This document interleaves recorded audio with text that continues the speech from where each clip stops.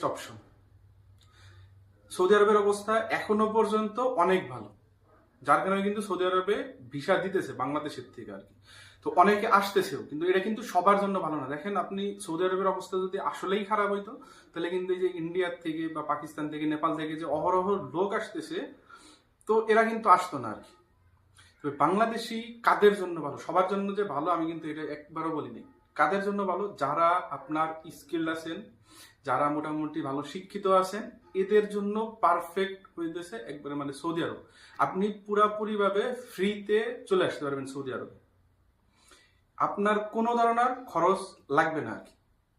আপনার যদি proper skill থাকে, আপনি যদি ভালো কোনো একটা কাজের উপরে দক্ষ থাকেন, ভালো অভিজ্ঞতা থাকে, আপনি যদি মোটামুটি শিক্ষিত হন, তাহলে অবশ্যই আমি এই পরামর্শ দিতে পারি আপনাদের যে আপনি যদি চান, একটু যদি চেষ্টা করেন, আপনিও এই সৌদি আরবে কোনো মানে বিনা পয়সাতে চলে আসতে পারবেন।